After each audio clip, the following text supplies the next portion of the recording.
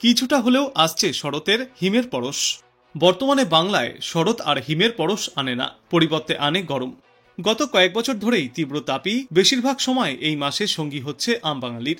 কালীপুজো শেষ হয়ে গেলেও দিনের বেলায় গায়ে যথেষ্ট গরম ধরানোর রোদের তাপ অনুভব করা যাচ্ছে। রাতেও আর্দ্রতাজনিত মৃদু গরম রয়েছে। এই মুহূর্তে শরতের প্রত্যাশিত হিমের পরশ নেই, বদলে হেমন্তে ফের বৃষ্টি পেতে পারে কলকাতা সহ সমগ্র বাংলা। তবে আর ঝমঝমিয়ে নয়, সপ্তাহান্তে হালকা থেকে মাঝারি বৃষ্টির পূর্বাভাস দিয়েছে আবহাওয়া দপ্তর। আজ দিনের আকাশ মূলত পরিষ্কার থাকবে। সর্বোচ্চ এবং সর্বনিম্ন তাপমাত্রা থাকবে যথাক্রমে 34 থেকে 25 ডিগ্রি সেলসিয়াসের মধ্যে। বৃষ্টির কারণ হিসাবে বিশেষজ্ঞরা জানিয়েছেন, বঙ্গোপসাগরের দক্ষিণ পশ্চিম অংশে একটি নিম্নচাপ এলাকা তৈরি হয়েছে, যা পরবর্তী সময়ে আরও ঘনীভূত হয়ে সুস্পষ্ট গভীর নিম্নচাপে পরিণত হবে। এই সিস্টেমের জেরেই ফের একবার বাংলার কয়েকটি জেলায় বৃষ্টির সম্ভাবনা তৈরি হচ্ছে। যেহেতু বাংলার উপকূল থেকে এর অবস্থান কিছুটা দূরে এবং অভিমুখ রাজ্যের দিকে নয়, ফলে এখানে তেমন প্রভাব পড়বে না। তবে প্রচুর জলীয় বাষ্প প্রবেশ করায় কয়েক সপ্তাহ ধরে ফের একবার আর্দ্রতাজনিত অস্বস্তি এবং বিক্ষিপ্ত বৃষ্টির সম্ভাবনা তৈরি হচ্ছে উত্তর দক্ষিণ সর্বত্রই। শুক্রবার সন্ধ্যার পর থেকে হাওয়া বদলেরও পূর্বাভাস রয়েছে। জেলায় জেলায় দেখা যাবে আংশিক মেঘলা আকাশ। দক্ষিণ পশ্চিম বঙ্গোপসাগরে সুস্পষ্ট নিম্নচাপ আজ শক্তি বৃদ্ধি করবে, ক্রমশই এগোবে উত্তর পশ্চিম দিকে, পরিণত হবে গভীর নিম্নচাপে। এটির প্রাথমিক অভিমুখ দক্ষিণ অন্ধ্রপ্রদেশ উপকূল। শুক্রবার অর্থাৎ 24শে অক্টোবর উপকূল এবং লাগোয়া জেলাগুলিতে বৃষ্টির পূর্বাভাস রয়েছে।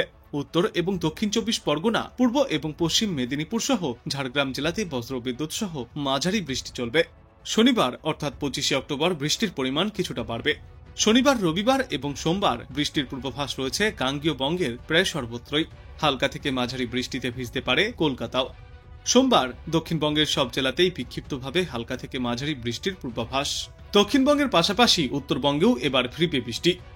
শুক্রবার দার্জিলিং এবং কালিম্পং জেলায় বৃষ্টির পূর্বাভাস রয়েছে। তারপর শনিবার এরই সঙ্গে যুক্ত হবে জলপাইগুড়ি জেলা। রবিবার এবং সোমবার উত্তরবঙ্গের 8টি জেলায় বৃষ্টির সম্ভাবনা রয়েছে। ওই 2 দিনে অতিরিক্ত বজ্রপাতের আগাম সতর্কতাও জারি করেছে আবহাওয়া দপ্তর। বঙ্গোপসাগরের বুকে ফির একবার নতুন করে নিম্নচাপ তৈরি হতে চলেছে। আগামী 36 ঘন্টার মধ্যেই সেটি গভীর নিম্নচাপে পরিণত হতে পারে বলেও জানিয়েছে আবহাওয়া দপ্তর।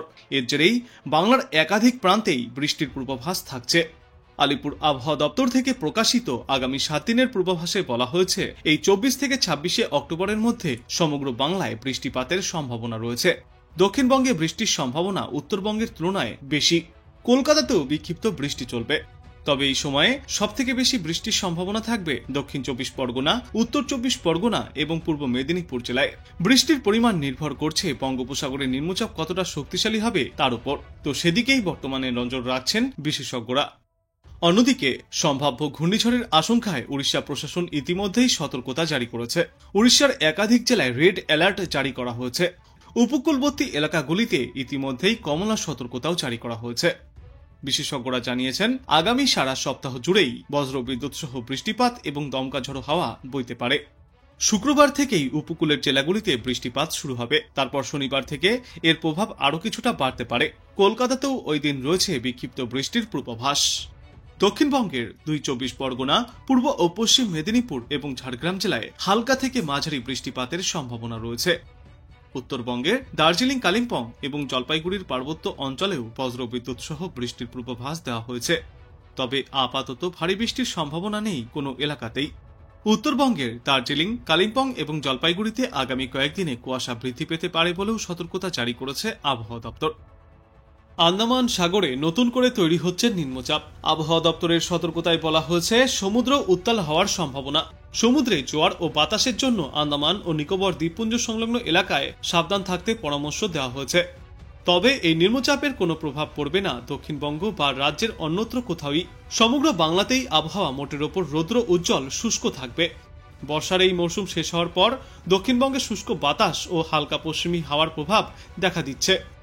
দক্ষিণ 24 পরগনা এবং পূর্ব মেদিনীপুর জেলায় মাঝে মাঝে হালকা বৃষ্টির সম্ভাবনা থাকলেও শুক্রবার পর্যন্ত রাজ্যের আবহাওয়ায় তেমন কোনো প্রভাব পড়বে না। ভাইফোঁটাতেও দক্ষিণবঙ্গের আকাশ পরিষ্কার থাকবে। কোথাও কোথাও আকাশ আংশিক মেঘলা থাকলেও তা বেশি সময়ে স্থায়ী হবে না। সমগ্র বাংলা জুড়েই দিনের বেলায় রোদ ঝলমলে পরিষ্কার আকাশ থাকবে।